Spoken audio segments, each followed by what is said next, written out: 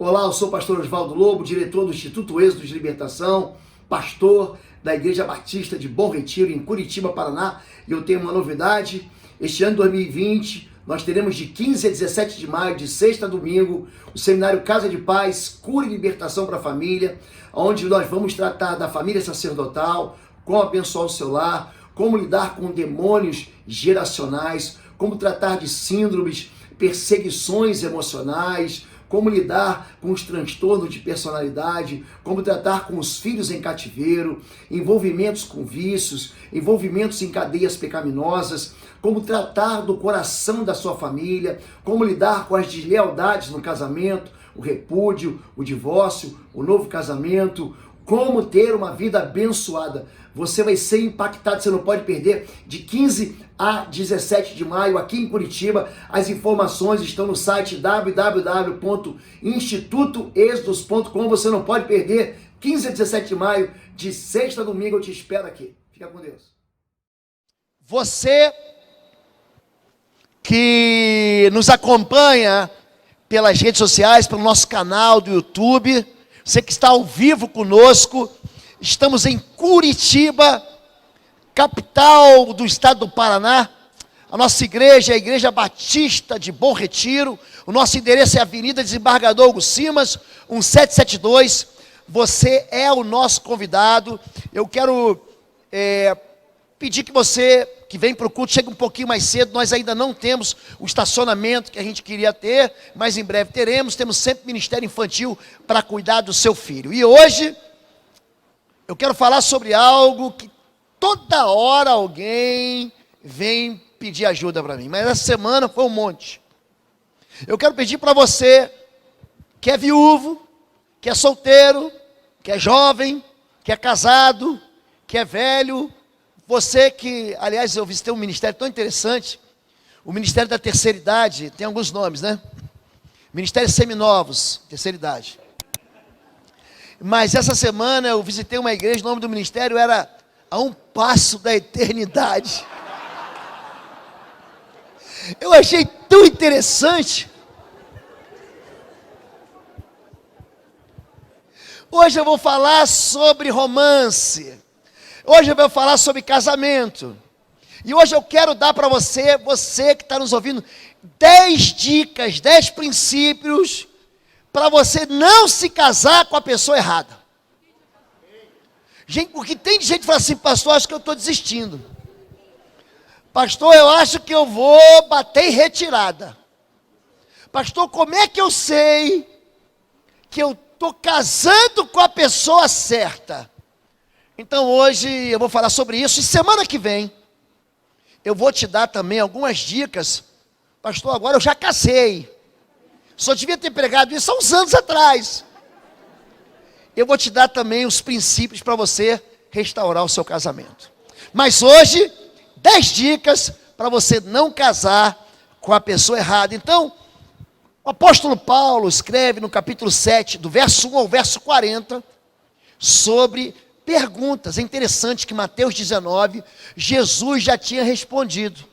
Os discípulos, os fariseus perguntam: é lícito dar carta de divórcio, repudiar a mulher? E Jesus responde: não tendes lido que o Criador desde o princípio, macho e fêmea, os criou? Portanto, o homem deixa pai e mãe, se unirá à mulher, e aquilo que Deus uniu, o homem não separa. Então Jesus deixou isso muito claro. O estabelecimento do casamento, o Sermão do Monte fala sobre divórcio. Quando é que eu posso divorciar, pastor? Existe legitimidade para eu me separar? Já tem gente aí, já está feliz. Pastor, vai que eu quero receber essa palavra. Mas na verdade, a Bíblia vai dizer que Deus odeia o divórcio. Malaquias capítulo 2, verso 16. E eu quero hoje, para que você não entre nesse lugar, nesse desespero de pensar: pastor, chegou, eu vou dar um basta, não quero mais, não quero prosseguir, para mim, eu não aguento mais. Eu quero te dar as dicas para você que ainda não casou, e para você que já casou, para você que já se separou, para você que é viúvo, e para você que é viúva e quer começar um novo relacionamento. Diz assim, a partir do verso 27, você está casado? não procure separar-se. Está solteiro? Não procure esposa, mas se vier a casar-se, não comete pecado. E se uma virgem se casar, também não comete pecado. Mas aqueles que se casarem enfrentarão muitas dificuldades na vida. E eu gostaria de poupá-los disso. Gostaria de vê-los livres de preocupações. O homem que não é casado preocupa-se com as coisas do Senhor, em como agradar ao Senhor. A mulher está ligada ao seu marido enquanto ele viver, mas se o marido morrer, ela está livre para se casar com quem quiser, contanto que ele pertença ao Senhor. Estou dizendo isso para o próprio bem de vocês, para não lhes impor restrições, mas para que vocês possam viver de maneira correta, em plena consagração ao Senhor. O capítulo 7, o apóstolo Paulo, ele está respondendo a perguntas que os cidadãos, os membros da igreja de Corinto fizeram a respeito de casamento. Viúva pode voltar a casar? Eu posso me separar da minha mulher por qualquer motivo? Eu posso me separar do meu marido por qualquer razão? A virgem pode casar? O apóstolo Paulo, ele está dizendo o seguinte: você está casado? Permaneça casado. Agora, se é solteiro, eu vou usar aqui o termo das crianças, não vai arrumar para a cabeça, não case. Mas ele vai dizer assim: mas se você não aguenta ficar solteiro, é melhor se casar do que você viver abrasado. Então casa de uma vez. E ele então vai traçando, respondendo perguntas para os casados, para os viúvos, para os divorciados, para aqueles que querem restaurar a vida, para aqueles que querem um segundo casamento, para aqueles que são virgens e ainda não tiveram a experiência do casamento, para aqueles que são viúvos. E ele vai dizendo, ele vai traçando para a gente um caminho. Ele diz, em primeiro lugar, você está solteiro, então leve o seu dom do celibato a sério. Por quê? Porque sexo é casamento. A relação sexual já une o casal numa aliança de alma, numa aliança de carne. 1 Coríntios capítulo 6 diz, aquele que se deita com a meretriz, com a prostituta, se faz uma só carne com ela, você casa com ela. Então, se você é solteiro, leve de fato a sua vida celibatária a sério. Agora, se você não tem o dom do celibato, pastor, eu não nasci para ficar sozinho, não. Porque tem gente que não quer casar. Não quer. Pastor, para mim já deu. Então já teve a sua experiência, já casou, ou então nunca casou e diz assim, eu não quero, pastor, eu quero ficar solteiro. Então, ele fique solteiro. Agora, se você não tem o dom, se case. Agora, ao se casar, você deve se certificar que o seu futuro cônjuge é crente. Não vai se meter com não crente, que você vai quebrar a cara. Ou seja, não se ajunte em julgo desigual com os não crentes. Em quarto lugar, mantenha o seu casamento com o incrédulo. Eles perguntam assim, a minha esposa, ela não é crente, eu devo me separar dela? O meu esposo não é crente, eu devo me separar dele? O apóstolo Paulo fala, não faça isso. Você não sabe se ele vai se converter amanhã? Então permaneça com ele. Agora, se ele quiser te abandonar, então você está absolvido. Então você se torna vítima. Quando alguém está casado e alguém fala assim, eu não quero mais, isso chama repúdio, isso não chama divórcio. É lícito dar carta de divórcio? Sim. Quando? Quando é lícito? Quando há imoralidade sexual, quando há adultério na relação, quando há algo que você não consegue perdoar. Tem gente que perdoa e segue em frente. E tem gente que não perdoa e fala assim, eu não quero ver você nem mais pintado de ouro e cravejado de brilhante. Tem pessoas que restauram e outras pessoas não restauram. Mas se você foi abandonado, você está isento, você está absolvido. E ele continua dizendo, dê ao seu cônjuge a satisfação física que ele precisa. Ou seja, o corpo do homem não pertence ao homem, mas à mulher. Eu sou todinho da minha esposa, todinho. E o corpo da minha esposa é todinho meu. Não vos proibais, namorem. Vocês estão entendendo? Tem alguns ainda adolescentes aqui. Tenha uma vida romântica, apaixonada. Viva uma vida debaixo do fogo do Senhor. Ou seja, satisfaça o seu marido e satisfaça a sua esposa. É bom. Foi Deus que criou isso. Então, a partir de agora, ele vai encerrar o capítulo 7, falando o seguinte: você deve se casar bem ou então você deve ficar solteiro. Antes só do que mal acompanhado. E a razão número 1, ele fala, é a situação terrível presente. Havia um imperador chamado Nero. Pensa num sujeito bicho ruim. Era o tal do Nero. As coisas não estavam bem, ele falou assim, não é tempo de casar. Então, olha para a perspectiva atual. E se as coisas não vão bem, não se case. Você vai se aborrecer. Você vai acumular sofrimento e preocupações para a sua vida que já está difícil. Número 3, não se apegue a nada desse mundo. Por quê? Porque quando você investe nesse mundo, você está investindo num mundo que vai se desintegrar. Então ele está dando para o povo lições, ensinando o povo. Olha, quer se casar? Se case bem. Porque para se casar mal, é melhor você ficar solteiro. E o primeiro erro clássico que as pessoas têm ao se casar é escolher a pessoa errada, porque espera que ela mude depois do casamento. Não, pastor, vou saquear o inferno. Não vai.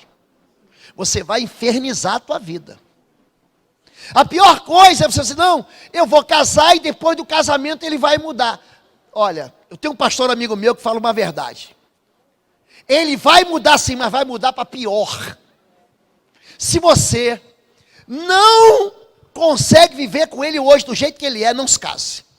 Certo homem de Baom, que tinha seus bens na cidade de Carmelo, era muito rico.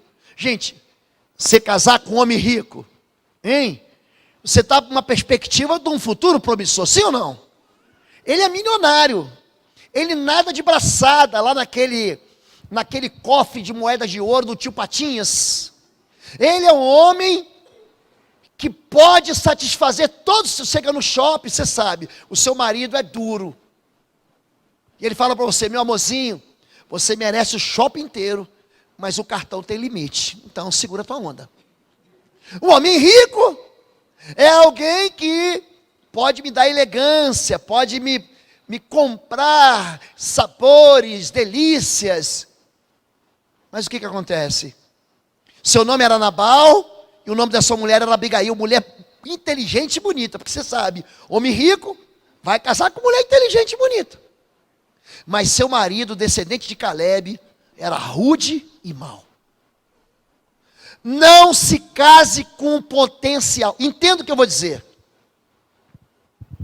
Se você não pode ser feliz com a pessoa como ela é hoje, então não se case. Porque existem 5 aspectos aqui que você precisa entender. Hábitos pessoais, higiene pessoal, caráter, habilidade de se comunicar, espiritualidade, você não vai mudar. Sujeito não toma banho. Ele de manhã toma uma chuveirada, fica cheiroso e vai para o trabalho cheiroso e perfumado. Ele chega em casa com aquela catinga do dia inteiro e deita na cama sem tomar banho. Ele não cuida dos dentes e tem aquele bafo de tigre louco. Ele é um sujeito que não cuida da aparência, os pelos estão saindo pelo ouvido, já viu? Parece um lobisomem, vai saindo pelo nariz. Ele não se cuida, isso é hábito. Qual é o hábito dele? Ele é viciado em droga. Qual é o hábito dele? Ele é alguém que já está trazendo problema para você hoje. Não, pastor, quando casar vai melhorar. Não vai. Não vai melhorar. Quando você se casa com o caráter da pessoa. Se ele te trai durante o namoro, ei, o que você acha que vai acontecer depois do casamento? Aí que o caldo vai entornar. A pessoa é uma ostra. Já ouviu falar em ostra? Ostra assim, dos homens. Os homens são ostras, as mulheres pé de cabra. Lembra desse livro? Tem uns 20 anos. O sujeito não fala, não se comunica. Pastor, ele é calado, não abre a boca, não fala nada. Você não vai ter uma chave para abrir o coração daquele homem. Se ele não se comunica, se ela não se comunica, vai casar e não vai melhorar. Se ele não serve a Deus agora, é provável que ele nunca sirva ao Senhor. Número 2, a síndrome da paixão. Essa aqui é terrível. Você escolhe a pessoa errada porque se preocupa mais com a química do que com o caráter. Pastor, rolou um negócio de pele.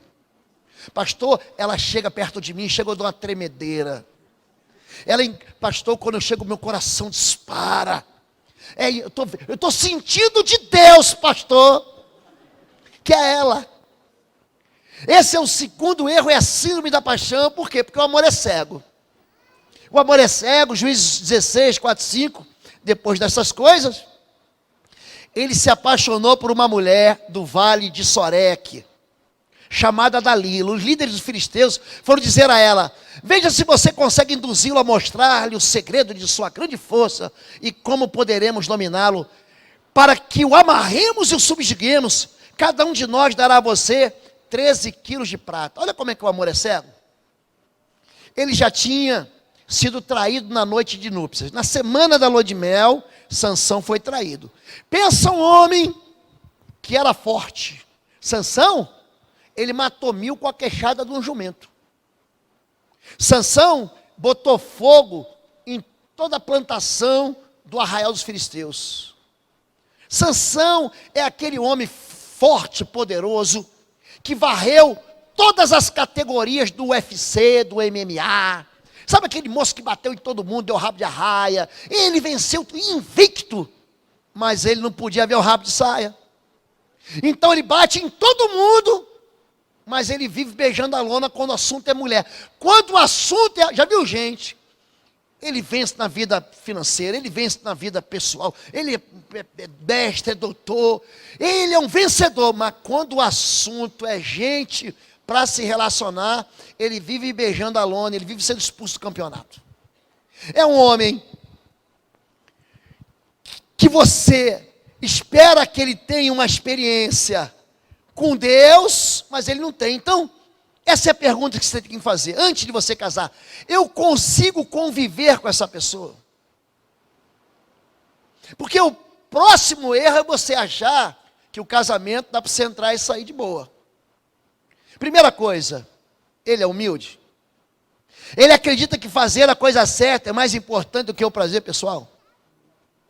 Número 2, ele é leal. Eu posso confiar que ele fará aquilo que ele diz que ele vai fazer. Número 3, ele é uma pessoa equilibrada. Gente, você já está vendo que a moça, ela tem um parafuso a menos. Ela tem uns comportamentos que você fala: opa, você vai insistir nisso. Número 4, é uma pessoa boa. Ela expressa bondade com os outros. Como é que ela trata as pessoas que ela não tem que ser agradável? Porque se ela trata mal os outros, ela vai tratar mal você. Se ela... Pastor, meu marido comigo, meu namorado... seu namorado, tem um namorado, você entendeu? Comigo é um docinho, mas com a mãe ele é um cavalo. Pode se preparar. Você vai ser a próxima vítima. Número 3, alianças que não vingam. Você casa com a pessoa errada porque não entende que o casamento é uma aliança espiritual. Casamento é pacto. Casamento é um pacto que é feito no altar e diante de Deus. Não insistas comigo que te deixe e não mais a acompanhe. Onde fores, irei. Onde ficares, ficarei. O teu povo será meu povo, o teu Deus será o meu Deus. Onde morreres, morrerei. E ali serei sepultado. Aqui o Senhor me castiga com todo rigor. Se outra coisa que não a morte me separar de ti. Ruth 1, de 16 a 17. Casamento é aliança que você não vai quebrar. Não vai. E pastor, está amarrado, acorrentado, destruído, queimado. O sangue de Jesus tem poder aqui. Nesse caso aqui não. O teu Deus é o meu Deus. Preste atenção. Quantos aqui são filhos de Deus? Levanta a mão e dá um glória. Se é filho de Deus, Aí a moça, o rapaz, é filho de quem? É filho da pombagira. É filho do cão. Ele é filho, sei lá do quê. Preste atenção. O seu casamento vai ser invadido por uma entidade espiritual contrária. Pastor, está amarrado? Não está amarrado, é teu sogro, é pai dele. Porque você tem um pai, e ele também está. Ele está dizendo, você está fazendo uma aliança. O teu Deus vai ser o meu Deus. Aonde fores, irei. Sabe o que está dizendo? Que você vai ficar amarrado a ele, acorrentado a ele. Você vai andar junto com o caráter dessa pessoa, dessa mulher e desse homem. O teu povo é o meu povo. Olha para mim. Você vai casar com a família da pessoa que você vai casar. Você casa junto. Não, pastor, a gente deixa pai e mãe. Não é isso que está escrito. Não é desse jeito. Você vai ver aqui atrás que é outra coisa. Você não consegue se livrar. Pastor, estou namorando um rapaz. Ah, é? Como é que é o nome dele? Fernando. Fernando de quê? Fernandinho Beiramar. Vai ser mulher de traficante. Você vai receber a pecha de quem? Do tráfico. Porque o teu povo vai ser o meu povo. Onde morreres, eu vou morrer. Se ele naufragar, você vai naufragar junto com ele. Se ele crescer, você cresce junto. Mas se ele não quiser nada, aliás, eu tenho uma dica para você, que é solteiro ainda. Solteiro. Falei, pastor, como é que eu sei lá que aquele moço é o moço de Deus? Não pergunte para mim, porque eu não sei. Pergunta para o tesoureiro assim. Fulano é dizimista? Pastor, o que isso tem a ver? Tudo a ver. Tudo a ver. Se a pessoa lá que está orando por você, que agora tem essa conversa, né? Vamos orar para ver se Jesus revela. É a covardia gospel. Você gosta da moça, casa com ela logo agora. Mas vai ficar com ela para sempre. Pergunta se ele é dizimista. Mas o que isso tem a ver? Tudo a ver. Se ele é dizimista, em primeiro lugar, ele é fiel a Deus, ele vai ser fiel a você, ele nunca vai te trair. Número 1. Se ele é dizimista, ele trabalha. E se ele trabalha, você não vai ficar sustentando o homem que vai ficar em casa. Posso ouvir um amém? Então essas perguntas devem ser feitas antes de você fazer uma aliança, porque a aliança é inquebrável. Número 4, a quarta dica. É você se casar com uma alma que não é gêmea com você. Você casa com a pessoa errada, porque não tem metas de vida e prioridades em comum. A casa está dividida. Jesus, conhecendo seus pensamentos, disse-lhes, todo reino dividido contra si mesmo será arruinado, e uma casa dividida contra si mesma cairá. Lucas 11:17, esse mesmo texto está em Mateus capítulo 12. O marido quer ir para a direita, a esposa quer ir para a esquerda. Os sonhos são diferentes. Eu sonho ser pastor de igreja, a moça quer ser missionária no Vietnã, lá na Síria, lá na China, na cidade do coronavírus. É o meu sonho é ir para lá. São incompatíveis. São metas diferentes. São pensamentos sobre... A casa está rachada. A casa está dividida. Existe um amor impossível? Existe. Vejam, disse o Senhor, todos se uniram e falam a mesma língua. Se isto é o começo do que fazem, nada do que se propuserem a fazer daqui em diante lhe será impossível. Aprenda isso. Quando você casar, ou você vai crescer junto, ou você vai se separar junto. Ou você cresce e fica junto, ou você se separa. Quando você tem o mesmo objetivo, uma mesma linguagem, nada é impossível para você. Por que alguns casamentos naufragam? Porque eles não conseguem entrar em acordo para a direção para onde vão. Eu tenho ensinado aqui que o homem, o sacerdote masculino, ele dá direção, identidade, proteção e amor. Esse é o fundamento do ministério masculino, do sacerdócio masculino. A mulher não quer deixar, não, quem manda aqui sou eu. Não obedece teu pai não, que ele é um banana, aqui quem manda sou eu. E aí, um diz uma coisa, outro diz outra. O filho já sabe como é que é a conversa. Ele pede para a mãe diz não. Ele pede para o pai diz sim. E aí ele vai para quem? Para quem diz não, quem diz sim, atento o coração dele. A casa dividida é destruída. Por quê? Porque vocês não têm uma meta, um objetivo junto. Número 5.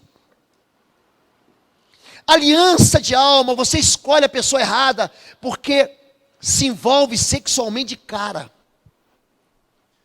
Pastor, o que tem a ver? Eu vou dizer o que tem a ver. A sensualidade é um espírito que emburrece a gente. Oséias 4:11. A sensualidade, o vinho e o mosto tiram a inteligente. A pessoa fica, desculpa a expressão, burra. O que você está fazendo? Você está largando a tua mulher, os teus filhos. Eu quero é ser feliz, pastor. A pessoa, a sensualidade, ela causa na mente, no coração do homem, o mesmo efeito que o vinho. Quem aqui, não precisa levantar a mão não. Você já tomou um pilequinho? Já ficou alto? Já pagou mico? Já aconteceu com você? Não, porque nem todo mundo aqui nasceu numa vida de crente. Lembra aquela vez que você tomou todas? Você pagou, ainda bem que naquele tempo, irmão, não tinha WhatsApp. Senão iam te filmar, você ia virar meme. A sensualidade é como se você ficasse bêbado. É como se você perdesse a noção dos valores. É como se você perdesse o juízo. O meu povo consulta a sua madeira, a sua vara lhe responde, porque o espírito de sensualidade, diga, espírito de sensualidade, é uma entidade maligna. A pessoa vai e se relaciona sexualmente antes do altar. Ele, em vez de começar a aliança no altar, começa na cama, ou no banco de trás do carro, ou enfim. E aí você para de enxergar, e a tua mente para de funcionar inteligentemente. O que acontece? Em primeiro lugar, sequelas da sensualidade. Você começa a tropeçar nos princípios de Deus. Você conhece os princípios, você vem para o culto, como que ele diz assim, não, Deus vai ter misericórdia, Deus vai estender a sua mão longânima sobre mim. Deus não está vendo. Deus é um Deus assim que, não, peraí, os meus filhos ali estão fazendo uma bobagem, e peraí que eu vou esconder o meu rosto para não ver. Você começa a cambalear na vida, age irresponsável inconsequentemente. Você perde trabalho, começa a desenhar lá no seu escritório, coraçãozinho no documento do chefe. Você faz loucuras financeiras, gasta o que não pode, gasta o que não tem, começa a viver na escuridão. A sensualidade faz você fazer escolhas moralmente suicidas. A sensualidade, ela, quando rouba o juízo da pessoa, ela fica um tempo vivendo na paixão. Você ama o que você conhece, mas você se apaixona pelo desconhecido. Quando a ficha cai, a vida dele já virou uma tragédia. Os filhos não querem mais saber dele. A esposa já esperou ele voltar, não quer mais ele de volta. Ele não consegue recuperar o terreno que ele perdeu. Então você casa errado quando? Quando você já vai e já se deita com alguém. Número 6, a fraqueza emocional. Você se casa com a pessoa errada porque tolera aborrecimentos exagerados desde o início. Você mesmo permite ser abusada emocionalmente. Água mole em pedra dura, tanto bate até que fura. Vamos voltar para Sansão? Então ela lhe disse, como você pode dizer que me ama se não confia em mim? Importunando o tempo todo, importunando o tempo todo, ela esgotava dia após dia, ficando ele a ponto de morrer. Falei, essa mulher está me deixando louco, o que você quer, mulher? Por isso ele lhe contou o segredo, jamais se passou na vale minha cabeça. Se fosse rapado o cabelo da minha cabeça, a minha força se afastaria de mim, eu ficaria tão fraco quanto qualquer outro homem. Você lê isso e você ainda vai acreditar que o cabelo de Sansão é que dava poder. Mas não era, gente. O cabelo dele era o símbolo de um voto que ele tinha feito com o Senhor. Quando ele rapa o cabelo, quando ele passa o segredo, ele está dizendo o seguinte, que ele está desprezando a unção de Deus.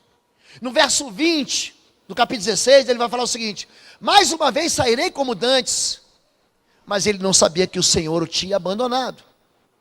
Então a fraqueza emocional leva você à derrota. Ele é um homem que tem uma força e habilidade que é fenomenal, ele é imbatível contra os inimigos, só que ele quebra os votos dele com Deus, porque ele é fraquinho, ele não sabe dizer não, ele não sabe dizer basta. Ele tem vitórias no âmbito humano, mas fracassos no terreno espiritual. Por fora, bela viola, por dentro, pão bolorento. Na frente de todo mundo, ele tem medalha de campeão. Mas na sua vida pessoal, ele está arrasado. Na sua vida não ostensiva do secreto, ele está estéril como deserto. Vida de simulação de derrota. Sabe gente que simula derrota? Olha, se você amarrar a trança com uma corda nova, se você amarrar a trança com uma corda de couro, se você amarrar a trança assim, assim, assado, ele vai simulando, ele vai combinando que ele vai perder. Querido, só tem um jeito de você vencer o pecado da carne, é fugindo dela. Eu ministrei sobre isso há 2 ou 3 domingos atrás. Tentação você não enfrenta, você foge. Então alguns homens e algumas mulheres vão ter que fazer aqui um culto para a unção da ferradura, porque você tem que aprender a dar um coice. Sai em nome de Jesus, cão. Porque quando você está sendo assediado, quando você está sendo assim, tentado, você tem que aprender a fugir. Tem que aprender a colocar um basta. Você tem que aprender a não retirar aquilo que é bloqueio, os muros de defesa. Número 7, o abuso sentimental. Você se envolve com a pessoa errada, porque escolhe alguém com quem não se sente emocionalmente seguro. Você tem medo, pastor?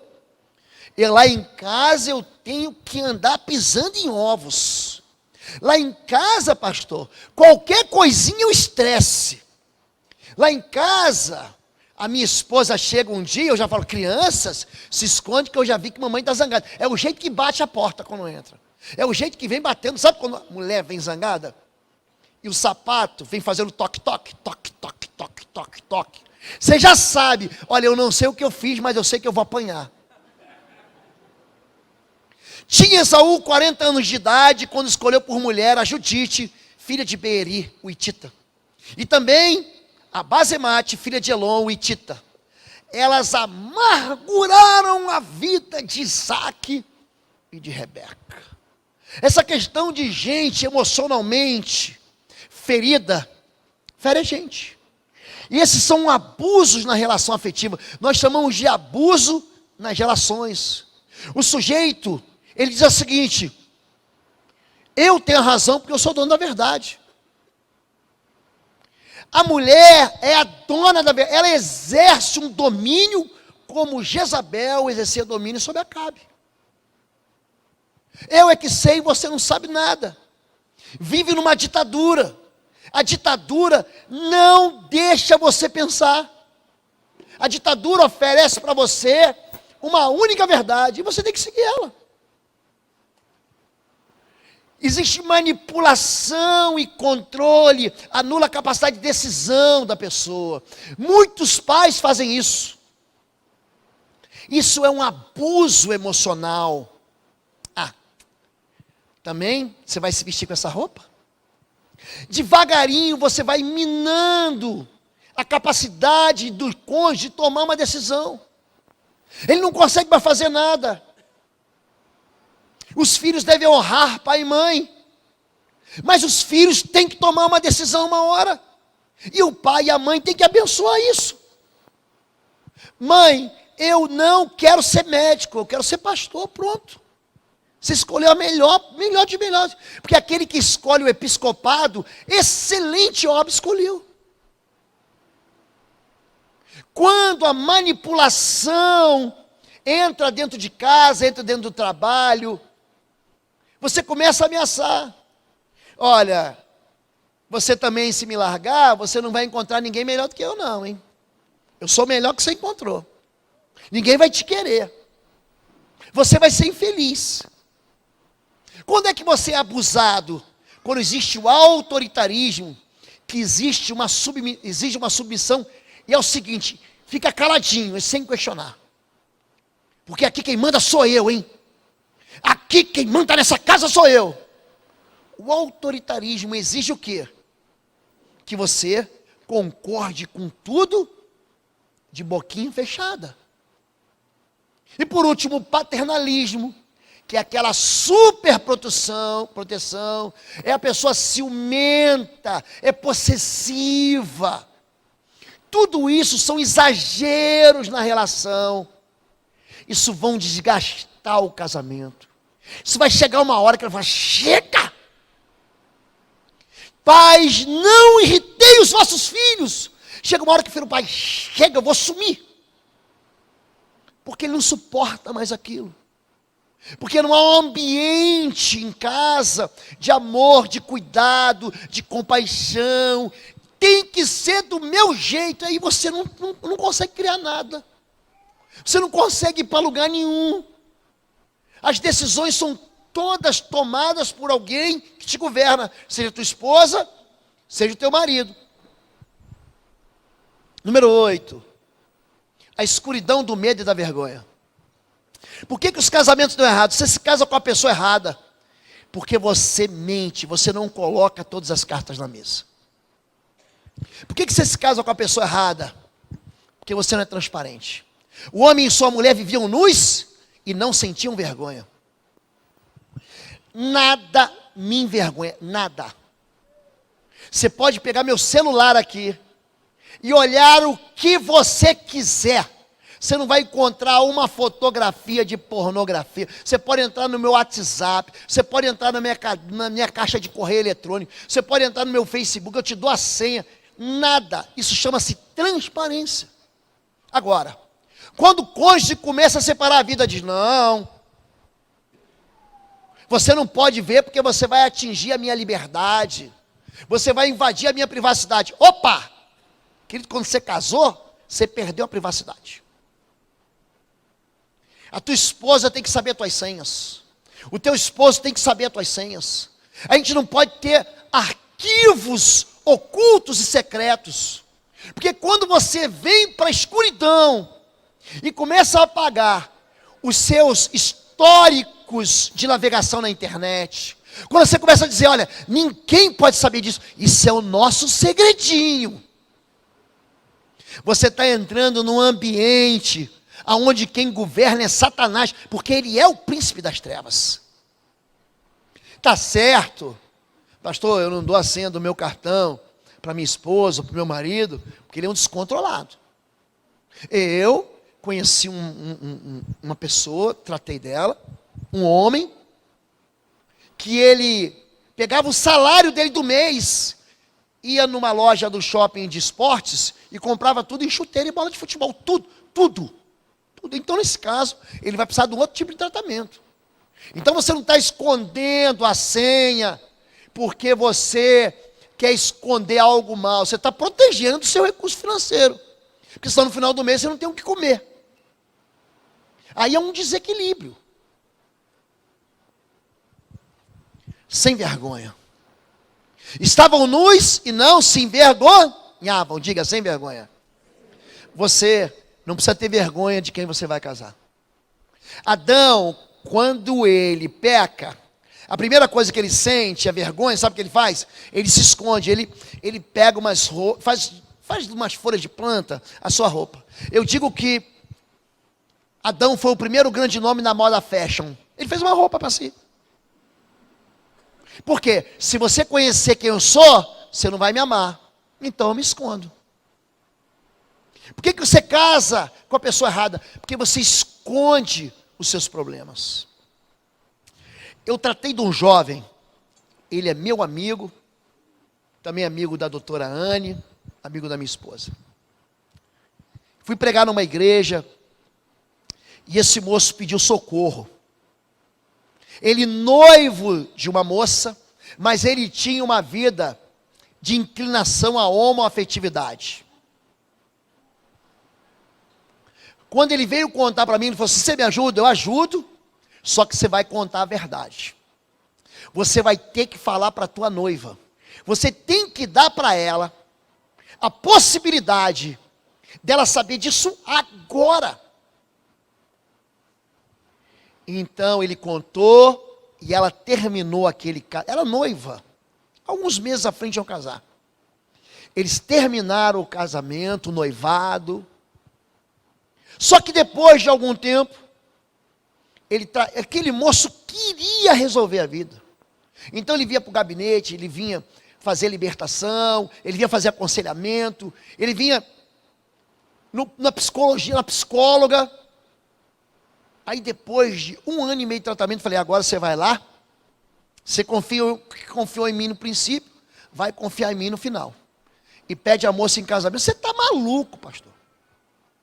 Vai lá e pede a moça em casamento. Ela vai me xingar, eu falei: vai. Ela vai me jogar um prato na cabeça, vai. Ela vai querer me detonar, vai. Mas vai lá e pede a moça que depois vai dar tudo certo. Ele foi lá, ele falou: tá vendo, pastor? Jogou um vaso em cima de mim. Depois de um mês ele já estava noivo dela de novo. Quando você esconde o pecado, quando a vergonha e o medo dominam a sua vida, e você não traz a verdade à tona, você está contribuindo para um casamento que vai fracassar, você vai casar com a pessoa errada. Número 9. Não se case para ser feliz. Pastor, eu quero tanto ser feliz, preciso casar com uma moça. Esquece. Não se case para ser feliz. Você escolhe a pessoa errada porque usa o casamento para escapar dos seus problemas pessoais e da sua própria infelicidade. Você já é infeliz. Você está achando que um marido, uma esposa vai ser remédio para a tua felicidade? Não vai ser. A tristeza da solidão. Jesus lhe disse: vá, chame o seu marido e volte. A moça estava com sede. É a mulher samaritana. João capítulo 4. Jesus chega, está com sede também. Mulher, me dá um pouco d'água. A conversa é essa. Ele chega pedindo água. Como é que você, sendo judeu, fala comigo, mulher samaritana? Porque os judeus não falavam com os samaritanos. Eles tinham uma rixa assim que nem palmeirense, corintiano, atleticano e coxa, flamenguista e vascaíno. Era um negócio bem louco. E ele fala o seguinte: mulher, se tu soubesse quem fala contigo, tu me pedirias, eu te daria uma água que do seu interior flui rio de água viva. Eu quero dessa água. Eles começam a conversar. Aí Jesus fala o seguinte: vá, chame o seu marido e volte. Não tenho marido, respondeu ela. Disse-lhe Jesus: você falou corretamente dizendo que não tem marido. O fato é que você já teve 5. E o homem com quem você agora vive não é seu marido. O que você acabou de dizer é verdade. Ela fala: veja que és profeta. Ela casou uma vez para ser feliz e não foi. Ela casou uma segunda vez para ser feliz? Não foi. Ela casou uma terceira vez para ser feliz? Não foi. Casou uma quarta e uma quinta vez, está com 6º. Não se case para ser feliz. Porque se você não é feliz solteiro, você não vai ser feliz casado. Primeiro resolva o CR. O celebrando é uma ferramenta de Deus, sabe para quê? Para tirar de dentro de você, de dentro das pessoas, de dentro de mim, a tristeza que me anula, a tristeza que rouba de mim a vontade de viver. Por que nós estamos aqui incentivando a igreja para vir para esse lugar terapêutico, onde Deus vai derramar sobre sua cabeça um azeite novo, um perfume novo, um bálsamo de cura? Porque nós vivemos de tristeza em tristeza. E nós achamos que quando a gente encontrar a pessoa certa, quando encontrar a tampa da panela, a outra metade da laranja, aí eu vou ser feliz. Isso é bobagem. Essa mulher tentou 5 vezes, estava no 6ª vez. É interessante que as pessoas que casam 1, 2, 3, 4, 5, 6 vezes, elas sempre dizem assim, não, mas o problema é a outra. O problema é o outro. E quando você conhece a pessoa, você vai perceber que ela tem um quê de te seduzir para que você fique com pena dela. E você começa a achar que aquela fulana que é a ex dele, que aquele fulano que é o ex dele, nossa, esse homem é ruim mesmo. Mas na verdade a infelicidade está dentro da vida dela.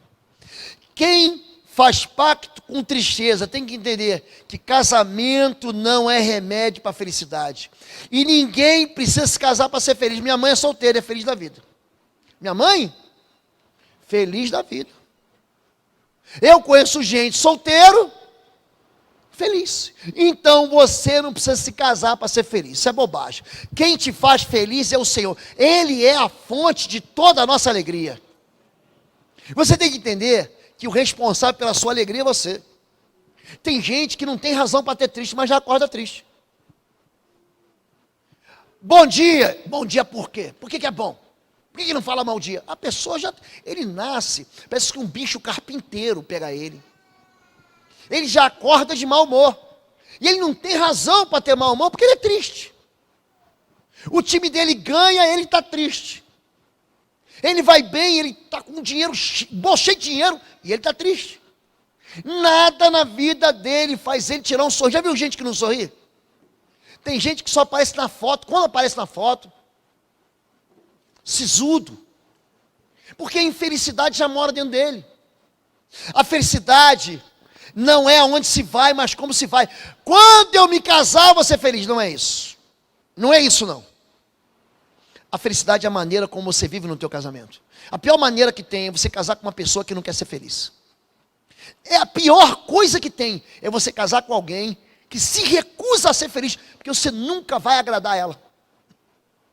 E ela vai falar mal de você, ela vai falar mal do patrão, ela vai falar mal dos amigos, ela vai falar mal do chefe, ela vai falar mal do pastor. Por quê? Porque ela é uma infeliz. Ah lá, casou com aquele infeliz. Já ouviram essa expressão? É verdade.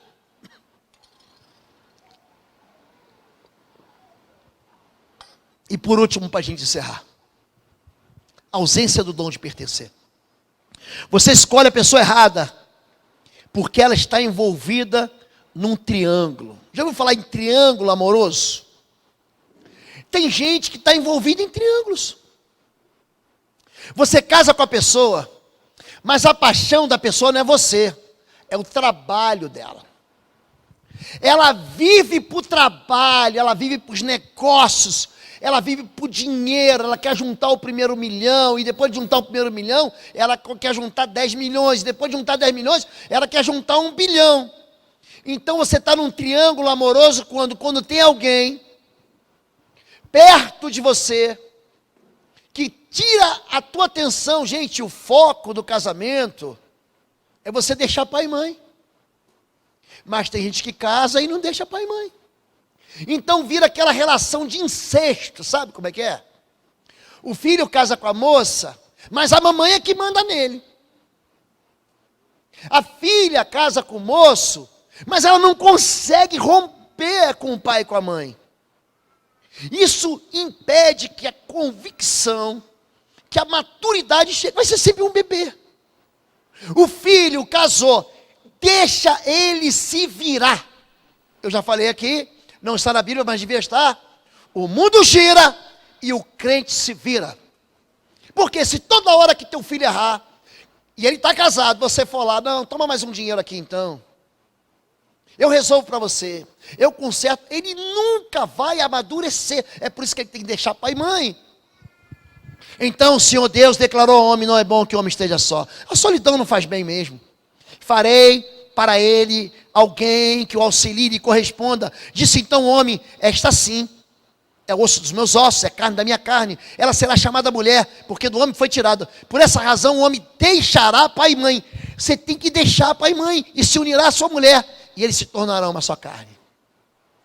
O triângulo amoroso acontece não é só quando o cônjuge está envolvido com uma pessoa, é quando ele está envolvido com o trabalho, e o trabalho não consegue romper o coração dele. Ele vai para a cama e a esposa diz: agora vamos dormir? Não, eu tenho um negócio para fazer. Eu tenho que verificar como é que está a bolsa na China, de valor no Japão.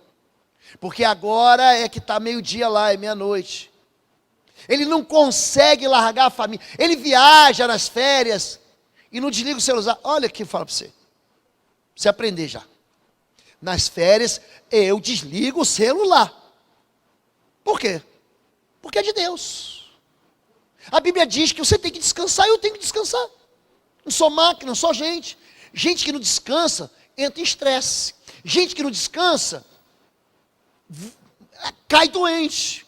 Eu tirei férias, viajei, aí cheguei para o meu vice-presidente, segundo vice-presidente, Felipe, que está por aí em algum lugar. Cadê o irmão Felipe? Falei: Felipe, eu vou viajar. O Darcy também viajou. Eu falei: o quê? Te vira. Não foi isso que eu falei? O mundo gira e o vice-presidente se vira. Por quê? Porque a gente tem que parar. Porque a gente tem que descansar. Porque a gente tem que desopilar. Porque a mente da gente precisa parar de pensar em gente que quer se matar, gente que quer suicidar, gente que quer... Você tem que descansar. Mas a pessoa que vive num triângulo amoroso, você casa com um moço, que ele gosta mais do... Olha, você é moça. O moço gosta mais do videogame do que de você. Chuta que é macumba. Você convida o moço para o cinema, ele: não, vou para o futebol com os amigos, uma vez tudo bem, é bom ir para o futebol. Mas todo sábado e domingo, ele está te trocando pela cachaça. Ele está te trocando pela droga. Existe um triângulo amoroso. Vocês estão entendendo que é um triângulo? É alguém que rouba a lealdade que você devia ter. Deixem o teto emocional. Você tem que deixar. Assumam o controle financeiro.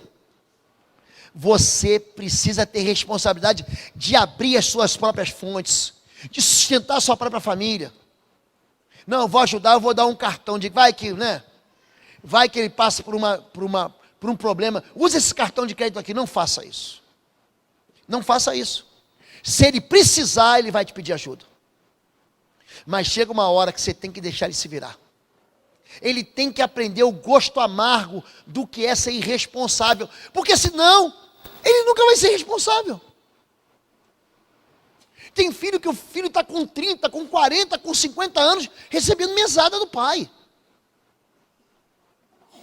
Tomem suas decisões juntos.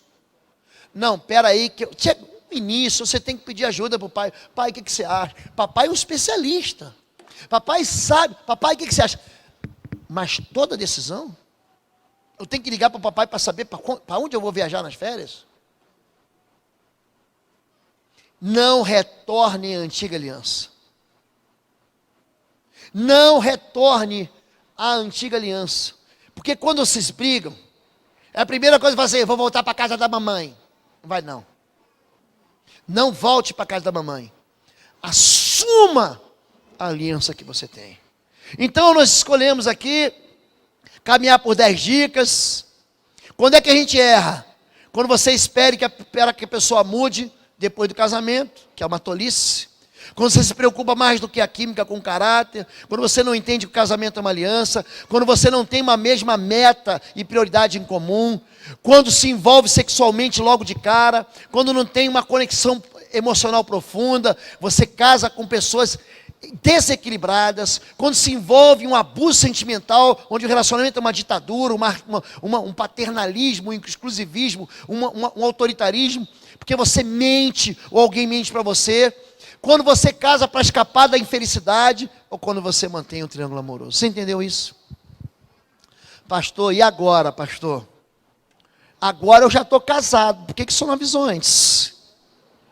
Assunto para a semana que vem. Vamos orar, fique em pé em nome de Jesus.